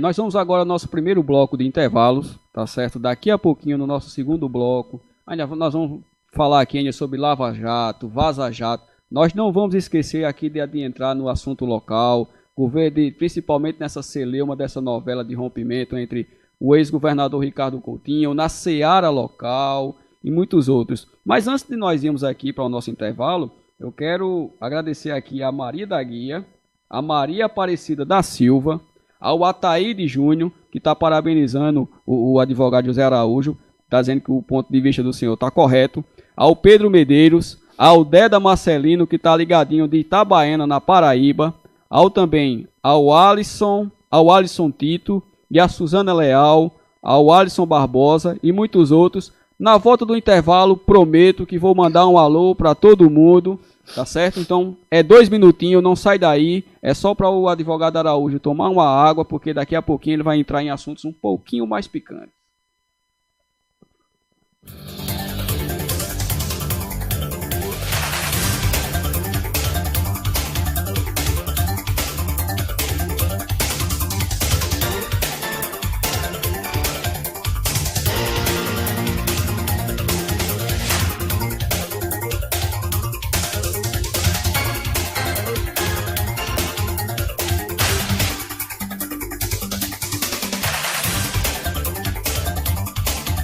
Rádio Borborema, radioborborema.com.br. A asma é uma inflamação dos brônquios sem causa aparente, está entre as doenças respiratórias mais comuns do mundo. As principais características da asma são dificuldade de respirar, chiado, aperto no peito, respiração curta e rápida. Quem vive com asma deve evitar poeira, barata, ácaros, fungos, variações climáticas, infecções virais. Não existe cura para a doença, mas é possível controlar as crises e até prevenir que elas aconteçam com algumas medidas simples. Mantenha um ambiente limpo, evite acúmulo de sujeira ou poeira, tome sol. A falta de vitamina D está relacionada a uma série de doenças do aparelho imunológico, como a asma. Evite cheiros fortes. Tome a vacina da gripe. Não fume. Se agasalhe, principalmente no frio. Pratique atividades físicas regularmente. Tenha alimentação saudável. Beba bastante água. Mantenha o peso ideal. Apesar de não ter cura... Rádio Borborema, radioborborema.com.br. A partir de 1º de maio, o Terminal de Integração estará de portas abertas, mais moderno e com a tecnologia da integração temporal. Com o Vale Buscard, você troca de ônibus em qualquer ponto da cidade, inclusive aqui no terminal, e ainda tem descontos da tarifa. A maioria dos usuários já faz integração fora do terminal. É rápido, fácil e mais barato. Integração temporal é mais tecnologia e segurança para quem vai.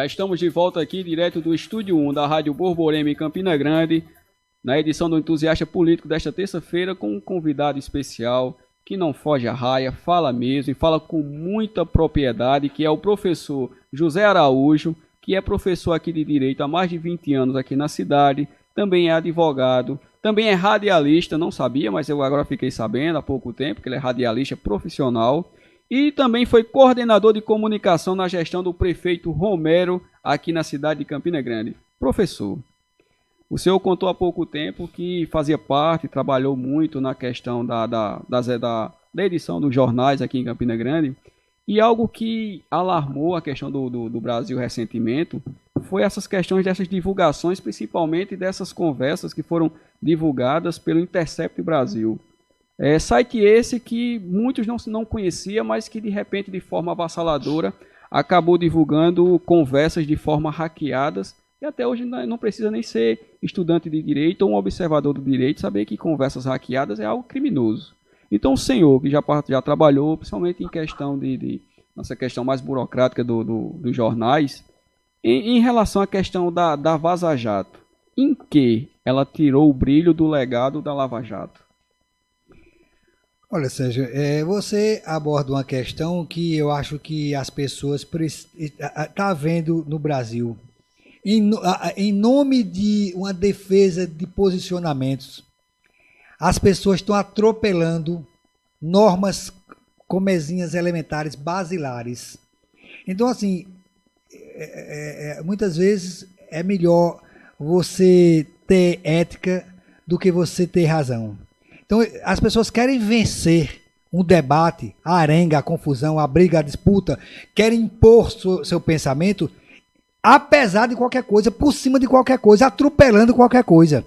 Os fins justificam os meios. Então, a ética está colocada lá embaixo. Hoje, você vê nitidamente, segmentos da grande imprensa que não se preocupam nem em disfarçar. Então, elas não trazem a notícia, elas não trazem o fato, não registram o fato, trazem o seu ponto de vista, a sua ideologia, o que eles querem dizer. Quando Bolsonaro cortou verbas para a mídia, então a forma de vingança desse pessoal é desse jeito, porque deixaram de mamar nas tetas do erário público, o dinheiro público que ia...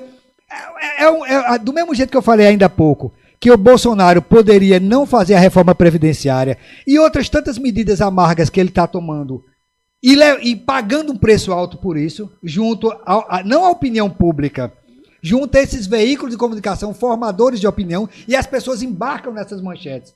Então, o que o William Bonner disse no Jornal Nacional é verdade. As pessoas não conseguem ter uma visão crítica de ver o seguinte: a Globo, por exemplo, mostra uma matéria, aí diz assim, ele registra um fato, aí diz assim, especialistas dizem que isso não vai dar certo. Ouvido pela nossa reportagem, aí só ouve um lado. Não coloca um especialista do outro lado para defender aquilo, não. Só coloca um que mostra que está errado, que não vai dar certo, que é contra. Então, isso não é fazer um bom jornalismo, não é fazer a boa notícia. Então, o que acontece é que as pessoas estão atropelando a ética para poder fazer valer os seus interesses contrariados.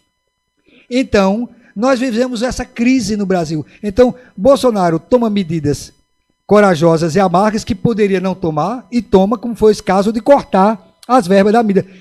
Se Bolsonaro fosse igual ao que eles antecederam, o que foi que o PT fez a vida inteira? Comprou a solidariedade, a cumplicidade da grande mídia. Foi isso que o PT fez a vida inteira. Então, por isso que não havia esse combate.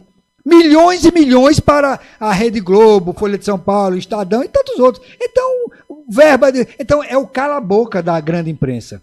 Então, né? E na política, como era o cala-boca? Mensalão, Petrolão, tá aí as provas, os processos judiciais, as condenações, as prisões, a devolução de dinheiro. Ou seja, o repatriamento de dinheiro brasileiro que estava no exterior e que a Justiça, não só a Operação Lava Jato, principalmente ela, mas a Justiça já fez isso com muitos bandidos da política que aplicaram dinheiro fora em outros países, em paraísos fiscais, etc. Então significa dizer o seguinte, que Bolsonaro poderia comprar o apoio, a simpatia, o aplauso fácil. Poderia comprar, como os outros fizeram com dinheiro público. E ele optou em não fazer isso. Então, em não fazendo isso, em não comprando esse apoio, Bolsonaro está levando essas bordoadas. Essa é uma realidade. Pois bem, dito isto, adentremos na questão do hackeamento. Veja, qualquer pessoa que grampear seu telefone sem ordem judicial, você já sofreu um dano moral. Você já foi vítima de um crime. Só o fato de você ter o seu telefone ou a sua correspondência violada. Se você recebesse uma correspondência, alguém abriu o envelope, abriu o pacote e tal. Só isso já é o crime. Agora imagine a pessoa ter acesso a essa informação, violando o seu sigilo e sair por aí divulgando. É um crime mais grave ainda. E quando se trata de violação de informações de autoridades exercentes de cargos relevantes, o crime é mais grave ainda, Sérgio. Não é que a pessoa, eu não estou comparando ser humano com ser humano. Toda pessoa é sujeito de direitos e obrigações igual. Agora, eu estou falando de cargo. Quando você viola o cargo, a comunicação de um juiz, de um promotor, de um procurador federal, de um juiz federal, de um desembargador, de um ministro das cortes superiores, então é mais grave ainda do presidente da República. Então, o sujeito viola isso daí, cria-se uma versão fantasiosa. Veja como essas coisas que envolvem as pessoas contra Bolsonaro são envoltas em mistério. A facada até hoje não está explicada, não está esclarecida. Que teve mandante? Teve. Por que se sabe que teve mandante? Como é que é a lógica dessa investigação? Você tem certeza que o Adelbo, bispo, ele não agiu por conta própria? Não foi ele, na loucura dele, na insanidade dele, que quis dar uma facada em Bolsonaro apenas para aparecer? Como é que você sabe, tem certeza que houve um mandante? Porque na hora que ele foi preso, apareceu uma banca de advocacia de não sei quantos advogados que foram de helicóptero para a cidade lá de Minas Gerais, acho que não me engano, Varginha, para poder defender o Adelbo. Eu sou advogado. Você acha que eu vou sair daqui de Campina Grande para ir para Brasília, para Mato Grosso, ou para Belo Horizonte, ou para quem quer que seja, de graça, sem ninguém me pagar? Eu posso fazer uma advocacia gratuita, como já fiz muito na minha vida aqui, para pessoas que não têm condição de pagar, etc. Já fiz muito. Mas esse caso dos advogados, de uma banca advocatícia caríssima, expoente da advocacia brasileira, foi alguém pagou. E pagou caro, e pagou muito dinheiro. E em troca de quê? Por que essa pessoa pagou? Pagou para calar a boca. Pagou para ele se sentir protegido, defendido e não abandonado e, portanto, não abrir o jogo. Depois disso, até pessoas ligadas a essa área, a dona da pensão e mais não sei quem lá já morreu, etc. Então, existe até uma teoria da conspiração que dizem que pode ter havido dentro do seu ritual. Aí teve, então, enfim, aí teve agora essa questão do vazamento de informações, dessa vaza-jato. Então, os hackers que foram presos, que também estão sendo defendidos, aí chegou-se a Manuela Dávila disse, não, ele me procurou, mas aí eu resolvi dar ele o telefone desse camarada lá do Greenwald, né, que é o jornalista não sei o que. Ué, se o cara conseguiu hackear o telefone de autoridade, não conseguia hackear um telefone de um jornalista. Não é hackear não, é localizar. Localizar e ligar para ele, alô? Alô, é o Greenwald que está falando? Olha, escuta, eu tenho umas informações para te passar. Então, quer dizer, precisava da intermediação gratuita de Manuela Dávila. Evidentemente que essa história está mal contada. Evidentemente que tem muita coisa a ser desvendada, se é que um dia vai ser. Mas, enfim, o fato é que essas informações, e diga-se de passagem, viu, Sérgio, foram trazidas com uma bomba estupenda, uma bomba atômica sobre a administração pública, sobre Bolsonaro, sobre Sérgio Moro, sobre o Deltan Dallagnol, sobre todo mundo. Na prática, a montanha pariu um rato. Não aconteceu nada. Nada do que essas conversas trouxeram revelaram crime algum. Agora, é claro que a maldade está nos olhos de quem vê. Há quem veja crime, mas não houve. Sabe por que não houve crime? Eu vou lhe dizer por quê. Você imagina uma comarca do interior em que o juiz chega de manhã e sai de noite, muito trabalho, nos dias da audiência, muitas audiências. A audiência começa por volta de 8 da manhã, digamos, e vai até as 6 da tarde, a audiência. E do lado dele, quem senta? O promotor da comarca, naquela cidade. O juiz da cidade e o promotor da cidade. Então eles se sentam e trabalham diariamente juntos. Dia após dia, semana após semana, mês após mês. Você acha que esse promotor não conversa com o juiz? Você acha que ao término da audiência, quando o advogado sai, as partes saem, o promotor não troca uma ideia com o juiz e vice-versa? Você não acha que o juiz, enquanto ser humano, ele tem a sua livre convicção? Até a lei assegura isso. O juiz não está distrito, não está obrigado a julgar, nem segundo prova testemunhal, pericial, documental. Ele tem que se julgar segundo o seu livre convencimento, fundamentado, é claro. Mas por que a lei fala em livre convencimento do juiz? Por causa disso, porque existe. Por exemplo, quando um menor senta na frente de um juiz, aí o juiz pergunta, de quem era o revólver? Aí ele diz, é minha, doutor. Um menor de 14, 15 anos. De quem era o revólver? Era meu. Quem foi que atirou? Fui eu. Sim, e os maiores que estavam com você? Não, eles não têm culpa de nada. Fui eu que fiz tudo sozinho. Você acha que com esse depoimento, com essa confissão, o juiz vai cair nessa? Será que no coração, na mente, no pensamento, na experiência do magistrado, ele não está entendendo que aquele menor está sendo usado por aquela quadrilha para assumir a bronca sozinho, para poder livrar a cara dos seus comparsas? Porque sabe que menor não é preso, menor sofre uma medida socioeducacional, né? Socioeducativa, menor não comete crime, comete ato infracional, e ele não fica muitos anos preso, fica alguns meses detido naquela unidade de correção, etc. Então, enfim, então evidentemente que Sérgio Moro conversava com Deltan Dallagnol, é natural que seja assim. Agora, o importante é que no processo existam provas que absolvam ou que condenem, provas. Então, o promotor pode conversar com o juiz o que ele quiser. O juiz pode conversar com o promotor o que quiser. Do mesmo jeito, o desembargador com o procurador, pode com o ministro, com o procurador, pode conversar o que quiser, por telefone, por WhatsApp, pessoalmente, no elevador, na casa do outro, não interessa. Nos autos do processo, o que não está nos autos não está no mundo. Tem que estar nos autos do processo. Um juiz não pode absolver se não existir uma linha absolutória. Tem que haver, e a sentença tem essa fundamentação, dizer por que absolveu. Do mesmo jeito a condenação. Agora vamos para as condenações que Sérgio Moro impôs, através do trabalho da Polícia Federal, supervisionado pela Procuradoria da República, os procuradores da República, procuradores federais. Sérgio Moro condenou, o réu recorreu, foi condenado novamente, a sentença de Sérgio Moro foi confirmada. O réu recorreu novamente, a sentença foi confirmada. Então, o que é que essas gravações prejudicaram esse réu?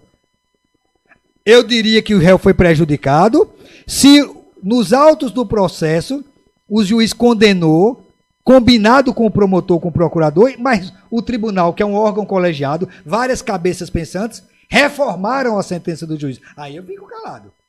Mas as sentenças de Sérgio Moro foram confirmadas. Eu estou me referindo mais especificamente a Lula e todo aquele pessoal da Lava Jato.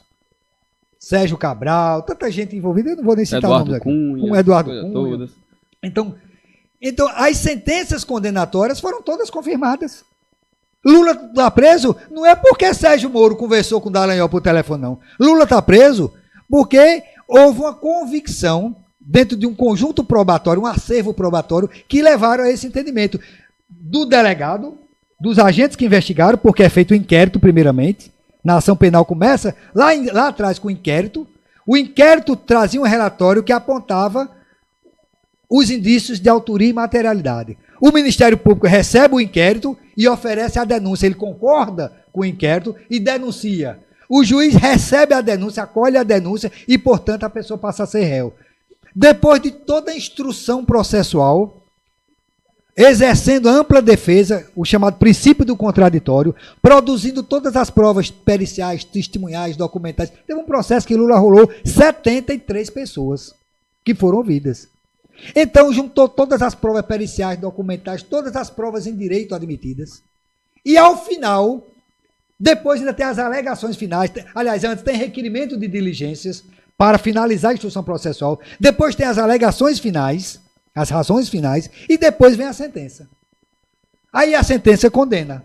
Aí a parte condenada não se conforma com a condenação, é um direito, a Constituição assegura o duplo grau de jurisdição. E aí a pessoa recorre para a instância superior. A instância superior já não é um juiz monocrático, um juiz singular. É um órgão colegiado. Esse órgão colegiado colhe os votos do relator, do revisor, e no final confirmam que a sentença está correta, é culpado, tem que ser condenado e ser preso. O réu não se conforma e vai para o STJ, saiu do Tribunal Regional Federal e foi para o STJ. Condenado no STJ também por ministros de um órgão colegiado, portanto, vários ministros. Então, quer dizer, aí vai para o Supremo rejeitou todos os habeas corpus até agora impetrados. Aí a pessoa querer dizer que foi a conversa de Deltan Dallagnol com o Moro que fez a prisão de Lula e de outros mais, e que vai anular as sentenças, anular os processos? Não. Teoricamente, em tese, o máximo que poderia acontecer seria um processo ético-disciplinar contra o juiz, isso na carreira dele, do juiz e do procurador. Um processo ético-disciplinar. Mas anular o processo não pode, porque o processo ele não tem vício. O processo não está viciado, não contém erro, não contém prova forjada, não foi retirado, rasgado folha, adulterado, nada. Então quer dizer, esse tipo de discurso, valorizando a vaza-jato, como eu disse no começo das minhas palavras, é uma distorção de valores éticos, porque qualquer coisa nesse sentido, se fosse para agir corretamente, a primeira coisa a fazer é prender quem divulgou, é prender quem hackeou, é prender quem ajudou, entendeu? Quando existe um assalto a banco, é preso quem apontou a arma para o caixa, é preso quem ficou com o motor do carro na porta do banco ligado, esperando o assaltante, aquele que ficou na esquina atucaiando para ver se a polícia vinha, né? Cubando o movimento, como se dizia antigamente.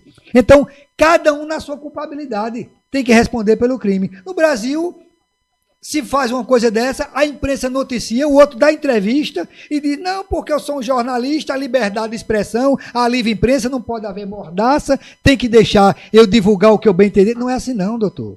Não é assim não. O delegado não pode fazer o que quer no exercício da sua função, o carteiro não pode fazer, o gari não pode fazer, o médico não pode fazer, o jornalista também não pode fazer, não. Tudo no mundo tem que ter regulamentação, para poder haver parâmetros, para ninguém fugir daquela linha. Porque senão, se tudo puder, então, meu amigo, então a imprensa não tem mais compromisso com a verdade nem com a ética, tem compromisso em dizer o que chega aos seus ouvidos, mesmo que seja produto de um crime. Então, sou favorável, como a maioria do Brasil à Lava Jato. A Lava Jato trouxe à tona, trouxe à luz cristalina do dia os criminosos e seus crimes, repatriou recursos, mostrou como o Estado brasileiro estava e ainda se encontra muito aparelhado. O que é um Estado aparelhado? Gente infiltrada em todos os órgãos, repartições públicas, universidades, política em todo canto, gente infiltrada, com objetivos escusos, seguindo uma orientação superior lá do alto. Então, o Estado brasileiro foi muito aparelhado nesses últimos anos, nessas últimas décadas. Só com uma ideologia, só com uma inclinação, só com uma linha. Agora, eu espero que o Poder Judiciário, que também precisa ser fiscalizado, que também precisa conhecer limites, que também precisa andar abaixo da lei e cumpridor e observador da lei. Mais do que ninguém, Sérgio. Porque é a última instância, é o Poder Judiciário. Dela não se pode recorrer. Então, o doutrinador já disse anteriormente que a pior corrupção é quando ela chega no Poder Judiciário. Porque dele você não tem mais para quem recorrer. Na República, na democracia, você não tem para quem recorrer. A última palavra final é do Poder Judiciário. Eu quero aqui mandar aqui alguns agradecimentos. A Rosemary Farias de Araújo está dizendo aqui, excelente entrevista. E o Walk Jack está falando aqui que a entrevista não tá traduzida em inglês. Em breve. Professor, vamos sair agora um pouco da esfera federal. Daqui a pouquinho eu vou mandar mais alguns alôs aqui. Vamos entrar aqui na questão da esfera mais local, principalmente na esfera estadual. Esse rompimento entre o ex-governador Ricardo Coutinho e o atual João Azevedo. a quem fortalece esse rompimento e quem sai enfraquecido com esse rompimento? Na realidade, Sérgio, como observador político, é claro que eu tenho que usar de todo o comedimento possível, até porque, como eu disse, além de eu ser dirigente do PSDB, eu sou auxiliar da gestão do prefeito Romero Rodrigues. Então, eu conheço os limites da minha fala e tenho que agir de forma comedida e evitar o assodamento. Então, eu vou lhe dizer o seguinte, eu não usaria a expressão, eu não sei se o governador João Azevedo rompeu com o ex-governador Ricardo Coutinho, eu não sei. O que a gente sabe é que está existindo um clima político, um estremecimento. Um clima político vamos dizer assim, de estranhamento, etc. Deve estar havendo algum desagrado de parte a parte. É possível que esteja acontecendo isso. As notícias dão essa informação para a gente. Agora, eu não sei se é o rompimento, porque rompimento, eu só direi que haverá se houver uma declaração expressa de viva voz de um ou de outro. Porque em política tudo pode acontecer. Ora, na vida familiar, as famílias arengam, discutem, brigam, irmão briga com irmão e tudo mais, amigo briga com amigo. Então eu não sei até que ponto esse estremecimento de relação poderá redundar num rompimento, ou seja, de se intrigarem, como a gente costuma dizer no dia a dia, né? É claro que esse comportamento político interessa a todos nós, porque nós não estamos falando de dois familiares e dois amigos. Nós estamos falando de duas pessoas, um ex-governador e um que está no governo do Estado, cujo esse estremecimento pode redundar, por exemplo, na mudança de auxiliares do governo. E, portanto, pode interferir na gestão administrativa, na condução de projetos que alguns secretários possam, eventualmente, se substituídos, então sofrer solução de continuidade. Então, isso interessa ao povo paraibano, se o projeto que está em andamento na Secretaria da Educação, na Secretaria de Cultura, nos vários órgãos da gestão estadual, se aquele auxiliar do governador João for substituído, se aquela política, se aquela ação governamental vai sofrer uma interrupção, uma mudança de rota, de rumo, um bloqueio, uma reorientação. Isso interessa à população nesse aspecto. O segundo aspecto que eu observo também é o seguinte. Se o governador João Azevedo ele resolver de fato fazer aquilo que a gente vem ouvindo pela imprensa que acompanha mais, tanto a Assembleia Legislativa, mas principalmente o Palácio da Redenção e a Granja Santana, de que o governador pretende estar administrativamente aliado com todos os prefeitos, administrativamente, recebendo todos, ouvindo todos, despachando com todos os prefeitos dos 223 municípios da Paraíba. Então isso significa dizer que é um estilo diferente do que vinha acontecendo com então o ex-governador Ricardo Coutinho. Você tem ideia? O ex-governador Ricardo Coutinho nunca firmou um convênio com a Prefeitura de Campina Grande durante o governo Romero Rodrigues. Então, não o recebeu em audiência. Então, a maior cidade do estado da Paraíba foi literalmente escanteada pelo governo Ricardo Coutinho. Isso aí é indiscutível. É só você ver o número de audiências que Ricardo Coutinho concedeu a Romero Rodrigues, é só você ver o número de convênios, ou seja, zero, não houve. Então, tudo que você vê Campina Grande sobreviver na gestão de Ricardo Coutinho foi graças ao seu povo pujante, trabalhador, à sua indústria, ao seu comércio, às suas universidades, à sua classe trabalhadora, ao povo de Campina Grande. Porque o governo do Estado pouco ou quase nada ajudou no governo de Ricardo Coutinho em Campina Grande. As pessoas dizem, foi o governo que mais fez por Campina Grande. Só diz isso quem mora em João Pessoa ou fora dos limites de Campina Grande. Eu sei porque acompanho, e quem acompanha a vida de Campina Grande sabe. O camarada diz assim, eu fiz a duplicação, ele disse que fez o asfalto, por exemplo, da Rua João Suassuna. Ora, o asfalto da Rua João Suassuna, a Rua João Suassuna é asfaltada há mais de 30, 40 anos. Dali, depois do presídio, do antigo presídio da Casa de Detenção do Monte Santo, para frente, até chegar no Hospital da FAP, quem faltava. E o prefeito Romero Rodrigues fez uma grande parte. O governador Ricardo Coutinho fez um pedacinho ligando até ali, perto do Hospital da FAP, quando que vai para o EPB. Aí, então, quer dizer, ali a Rua Almeida Barreto. Ali Almeida Barreto é um pedaço de rua, ao lado do quartel, o antigo quartel dos bombeiros, que ainda continua hoje o 2º Batalhão de Polícia Militar, até um pedacinho ali na frente, onde era a estação de trem nova. A reforma do Estado Amigão. Você que está me vendo, me ouvindo nesse momento, e que frequenta o Estado Amigão, me diga, como é que está o estacionamento? Vamos começar pelo estacionamento do Amigão. Como é que está? As ruas no entorno do Amigão. Então foi feita a reforma e a modernização e o estado do Amigão está completamente... Não foi. Então, sabe, quando você olha... Aí disse, vou fazer o Parque de Bodocongó e tudo mais. Vai lá no Parque de Bodocongó, as margens do açude de Bodocongó. Veja se o açude de Bodocongó está urbanizado. Fez uma pracinha do lado de lá, do lado onde é a universidade. Agora olha ali onde o pessoal lava caminhão, em frente à igreja ali do Nossa Senhora do Perpétuo Socorro. Que os caminhões continuam lá lavando lá. Cadê a urbanização de lá e tal? O assunto continua poluído e podre, etc e tal. Enfim, assim, foi tudo engodo, uma falcatrua. Então, Campina Grande sobreviveu a isso. Então, essa nova postura que o governador João Azevedo sinaliza de se libertar dessa influência política de Ricardo Coutinho, se for verdade, e se ele passar a olhar todos os municípios da Paraíba, independentemente de quem esteja como prefeito, do partido do prefeito local, não só de Campina Grande, mas de toda a cidade, então isso vai ser um ponto positivo para o governador João Azevedo. Se o governador João Azevedo deixar de lado a briga de Ricardo Coutinho com o Bolsonaro, de só combater, de não fazer convênio disso aqui, de só fazer, e passar a despachar, requerer audiências com o presidente, com seus ministros, despachar, levar projetos, trazer... Então, isso vai ser bom para a Paraíba. Um governo estadual afinado administrativamente, não precisa politicamente nem ideologicamente, afinado respeitosamente com o governo federal e vice-versa. É bom para a Paraíba.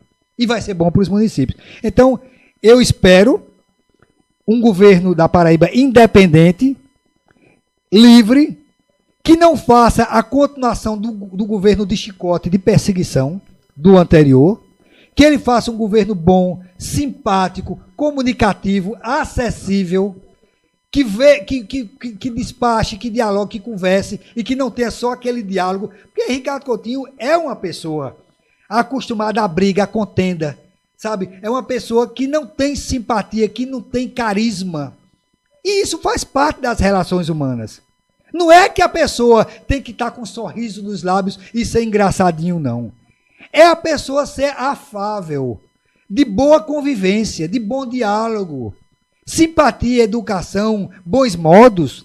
Isso é bom na política, na religião, no local de trabalho, na família, em todo canto isso é bom. Coisa que Ricardo Coutinho nunca teve.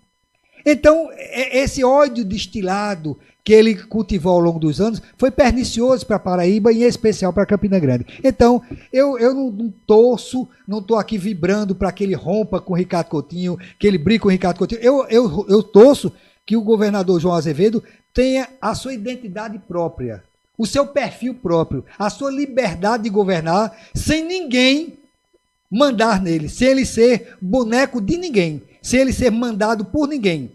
Né? Então, que ele tenha uma identidade própria, uma liberdade de ação e, principalmente, boa vontade, bom interesse, respeito às cidades da Paraíba, e eu puxo a brasa para Campina Grande, respeito a Campina Grande, ao seu povo, à sua história, tá certo? E traga convênios e benefícios para a nossa cidade, que nossa cidade está precisando cada vez mais. Precisando de muito. Eu quero também já agradecer aqui a mais alguns ouvintes, a Jacira Boulos, Evatiel Almeida, Walter Gomes, Neidinha Nascimento, ao Luiz Chagas, Álvaro Fernandes, Reginaldo Mendonça, Nádia Schneider, Cláudia Michele, Rosenilda Ramos, Geraldo Medeiros, Jean Raposo, Adriano Moreno, Caio César, Zilma Souza, Pedro Medeiros e também o Germano Rodrigues, o Dido BSB de Valparaíso, ao meu amigo José Ribamar Cabral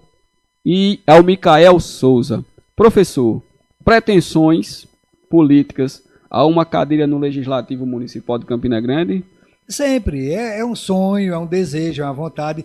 Eu costumo dizer, brincando, Sérgio, me permita a liberdade de descontração. Eu costumo dizer assim, eu não sou cachaceiro, não sou maconheiro, não uso droga e tal. Então, minha droga, minha cachaça é a política, a administração pública, os bons debates, as ideias, as propostas, o crescimento, as coisas boas. Então, eu, por exemplo, eu não posso passar por essa entrevista aqui sem me referir, por exemplo, à gestão do prefeito Romero Rodrigues, que eu integro, né, e sou parte integrante da equipe, mas falo sem suspeição. Porque eu vejo, por exemplo, a ideia de Romero Rodrigues de criar, de inventar, da cabeça dele, Romero inventou o complexo multimodal Aloysio Campos. Eu acho que é uma questão, até um ponto sensível, porque hoje mesmo na Câmara de Vereadores, que eu não fui, mas assisti pela transmissão ao vivo, eu vi uma discussão entre alguns vereadores mencionando a questão do adiamento da entrega das casas, onde o próprio prefeito mencionou que a questão da demora é justamente o impasse da burocracia agora do Banco do Brasil. Então, assim, quando a gente vê essa questão, porque infelizmente hoje a discussão na Câmara é muito pequena, né?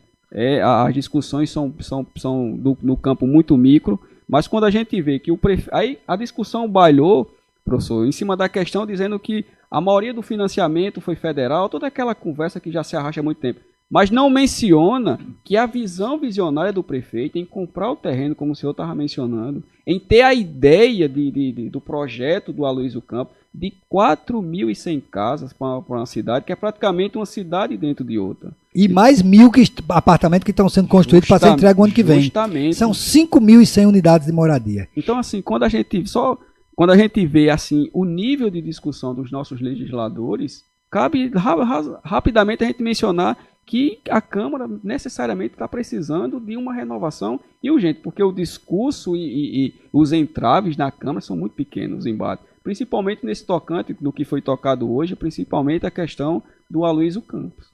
Olha, o que eu acho assim, Sérgio, para começar, a palavra atraso não se aplica. Eu vou dizer por que não se aplica. Porque não existe atraso, não pode se dizer atraso, porque você só pode entregar qualquer coisa quando ela está pronta.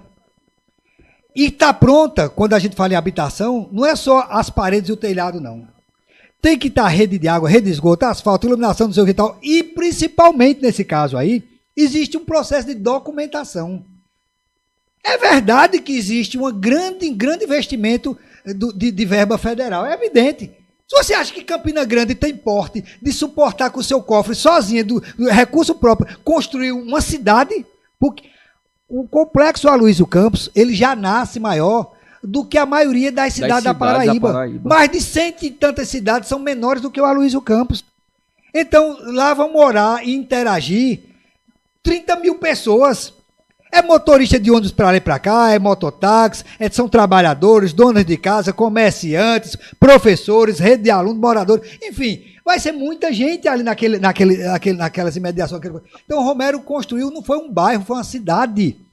Lá tem escolas, tem creches, tem quadras, lá tem postos de saúde, lá tem igreja católica, igreja espírita, igreja evangélica, lá tem uma área destinada à indústria e comércio, lá tem uma área destinada à academia, às universidades, lá cheia de pontos de ônibus, avenidas, todas sinalizadas, pontos de ônibus. É uma coisa, eu acho que as pessoas, o problema é o seguinte, as pessoas veem uma coisa daquele vulto que é espantosa, ali é monumental. Convido as pessoas, vão lá visitar, passeiem lá para vocês verem.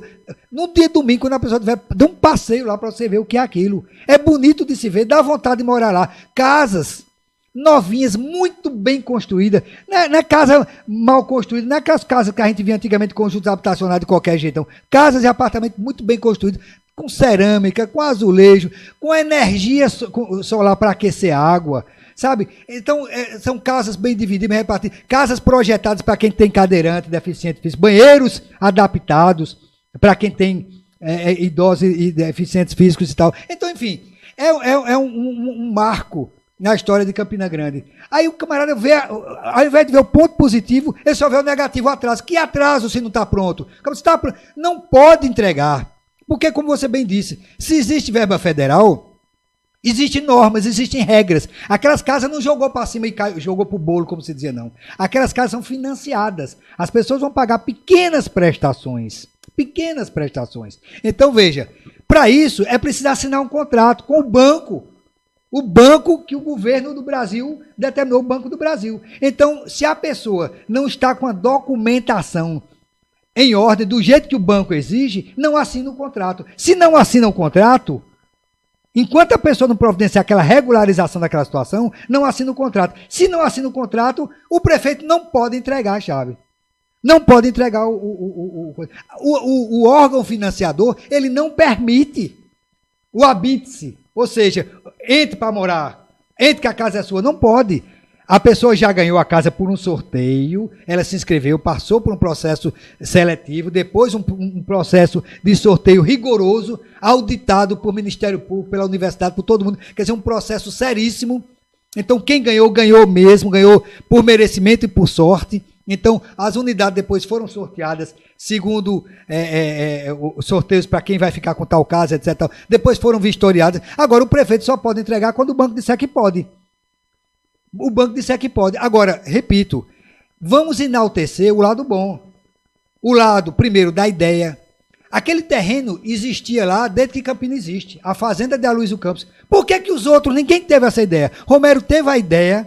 Romero criou o projeto, elaborou o projeto, foi atrás das liberações de estudo de impacto ambiental, relação de impacto do meio ambiente, o EIA-RIMA, foi atrás de recursos nos gabinetes em Brasília, nos ministérios, né? Fez a planta, memorial descritivo, quer dizer, ele concebe, o artista, pronto, Oscar Niemeyer.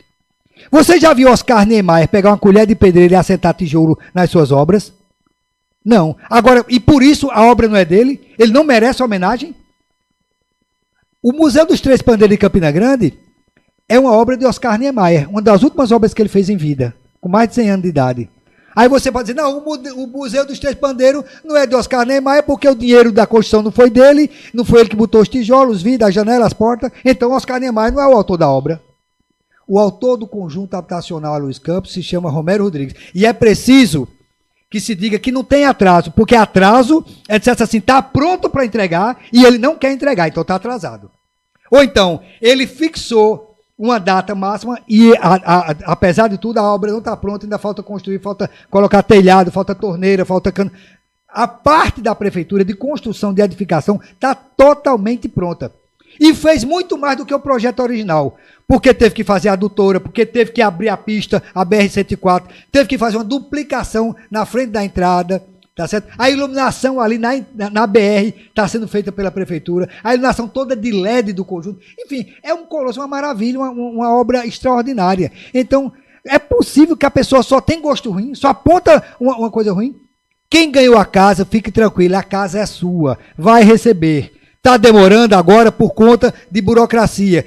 Talvez você esteja totalmente perfeito, já tudo certo, mas o outro vizinho seu não está. E o banco não libera. Tem gente, por exemplo, Sérgio, que está devendo, está negativado pela Energisa e pela Cagepa. Ou um ou outro, ou ambos.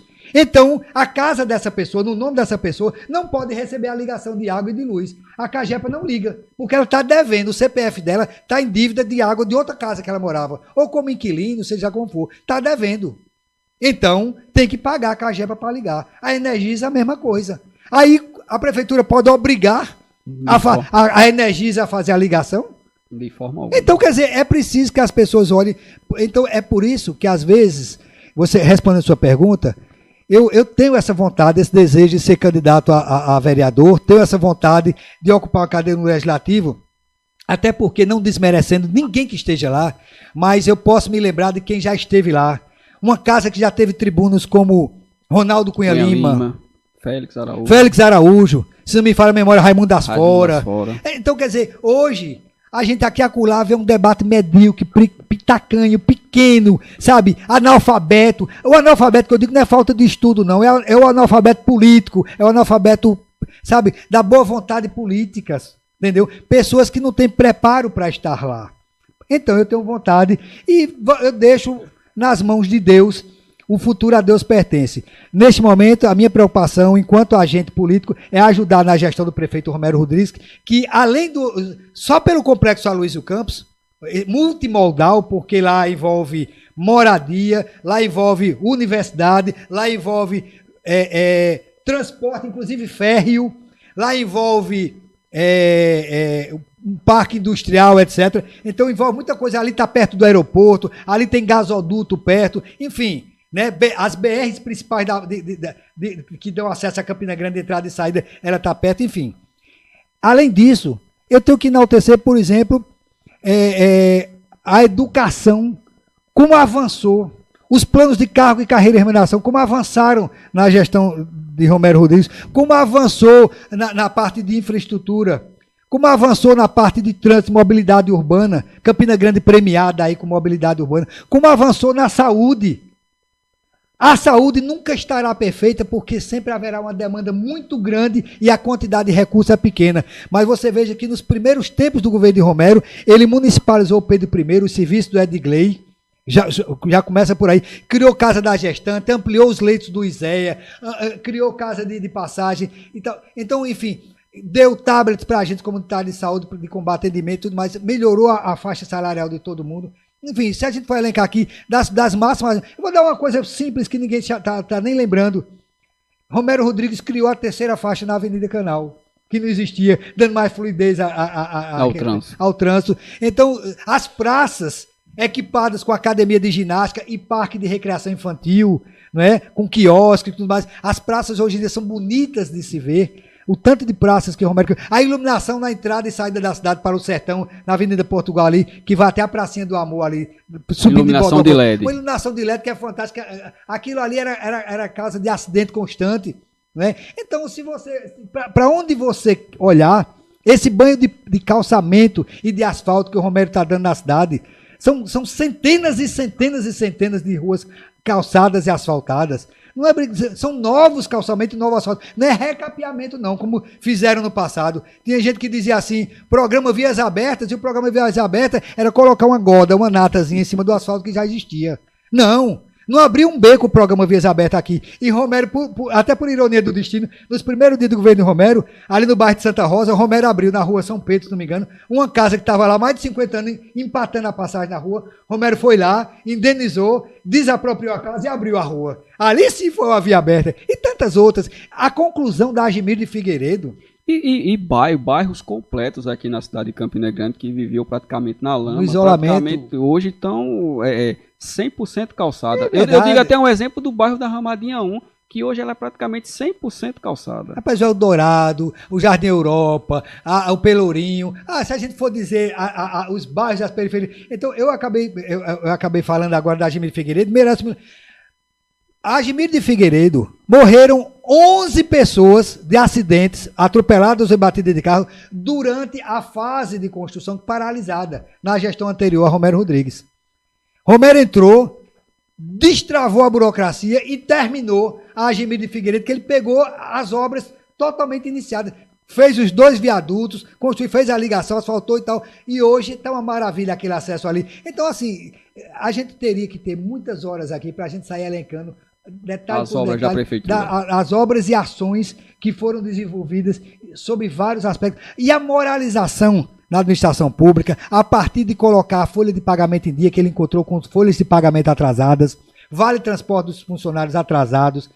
Então, se a gente for mostrar para você os desbloqueios que teve dos empréstimos atrasados que a prefeitura não vinha pagando aos órgãos e que favoreceu durante algumas vezes, durante a gestão de Romero, o bloqueio das contas da prefeitura por dívida de gestão passada. Então, foram muitas as ações e é nisso que neste momento a gente está focado. Agora vai ter uma reforma administrativa muito importante, uma reforma que vai modernizar a máquina. A última reforma administrativa que teve na Prefeitura de Campina Grande foi no ano de 2002. Nós estamos em 2019. Faz 17 anos que a Prefeitura de Campina Grande passou por uma reforma administrativa. Então, hoje, alguém chega de má fé, imbuído de mau sentimento, e diz assim, o gabinete do prefeito está lotado de centenas de pessoas que não trabalham, não faz nada, estão lá no gabinete. O que é uma mentira deslavada. O que existe é quando você entra no Sagres e diz assim, gabinete do prefeito. Aí você vê lá, por exemplo, 100, 200, 300 pessoas. Não é que essas pessoas estão lá e estão trabalhando lá.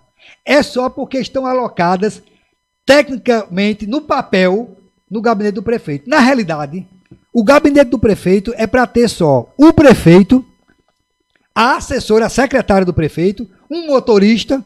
É quase assim, o gabinete do prefeito tem que ter no máximo, estourando meia dúzia de pessoas. Aí tem o gabinete do vice-prefeito, aí tem a secretaria de governo, que é a chefia de gabinete, que é outra, aí tem a guarda municipal, que tem que estar, a secretaria dos direitos das mulheres.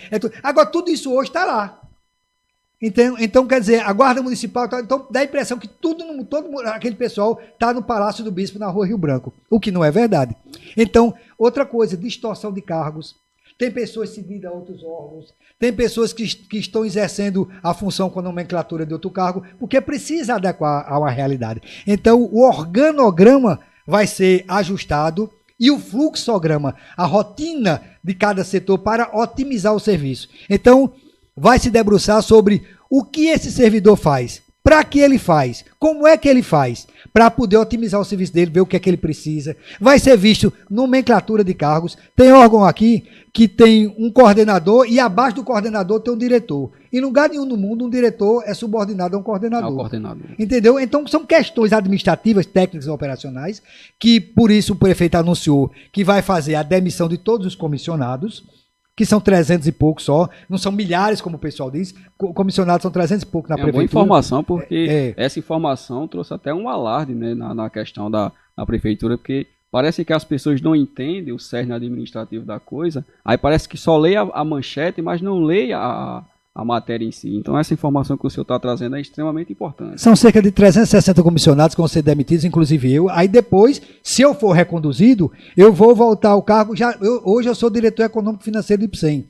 Se eu voltar, ou quando voltar, vai ser diretor administrativo financeiro. Vai mudar a nomenclatura, porque essa é a nomenclatura da estrutura da prefeitura. Então é isso que vai acontecer. Então, é claro que algumas pessoas podem não voltar, algumas pessoas podem não voltar, algumas pessoas podem voltar ocupando cargos em outra repartição, outra coisa, que é a sua repartição certa de origem. Pode haver uma mudança de coordenações, de chefia, etc., porque é para isso que existe o ajuste. Se não for para fazer uma adequação, uma correção do que está inadequado, então não precisa de reforma administrativa. De reforma, né? Então o prefeito vai fazer essa reforma e vai. Aí o pessoal diz assim, mas está no final do governo. Não está. Ainda tem mais de quase 2 anos ainda, nós estamos tendo 1 ano e meses ainda de gestão, mas e esse é o momento oportuno, exatamente porque ele vai entregar, além dessas obras de cal e pedra e cimento, além das ações que fez em várias secretarias, no âmbito da Secretaria de Administração e Planejamento, ele vai entregar ao seu sucessor uma gestão modernizada, otimizada.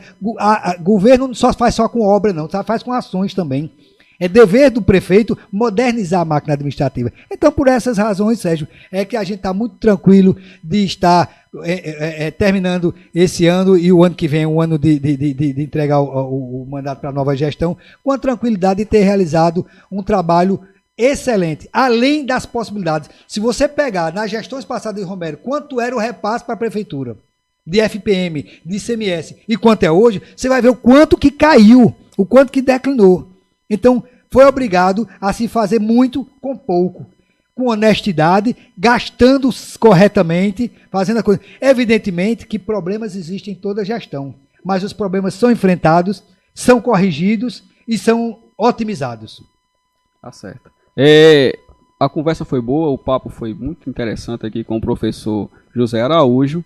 Eu quero também aqui agradecer a mais alguns ouvintes, ao meu amigo Marcos Antônio e sua esposa, que estão assistindo lá de São José da Mata, e também ao meu amigo Leandro Silva. Professor, quero desde já agradecer a sua presença aqui, por tão honrosamente ter aceitado o nosso convite. Claro, teria muito mais assunto para nós debatermos aqui, mas já fica retirado um novo convite para uma nova conversa, tá certo? E desde já eu quero agradecer também a todos os ouvintes aqui da Rádio Borborema, e desde já eu quero me despedir do professor. Olha, Sérgio Silva, eu quero agradecer a você, sou eu quem lhe agradece o honroso convite, fiquei muito feliz em participar aqui com você. Não conhecia ainda a estrutura moderna, aqui de como vocês fazem esse programa dinâmico, é um programa de interação, e o mais importante que eu vejo é o seguinte, melhor do que uma simples emissora de rádio, porque numa emissora de rádio, quem ouviu, ouviu, quem não ouviu, não ouviu mais. Aqui não, já pela modernidade que a internet nos proporciona, quem não ouviu, quem não assistiu, poderá assistir posteriormente, porque fica gravado nas redes sociais em qualquer lugar do mundo, do planeta. Então, eu quero parabenizar vocês por esse trabalho que vocês estão desenvolvendo na comunicação. Eu achei muito importante a forma, o formato do programa, como a gente se comunicou aqui, e quero também me somar a você nos agradecimentos à audiência de todos que acompanharam conosco e que vão acompanhar depois que esse programa terminar. Então, quero deixar um abraço de agradecimento a você que teve a paciência e nos deu a sua atenção. Muito obrigado.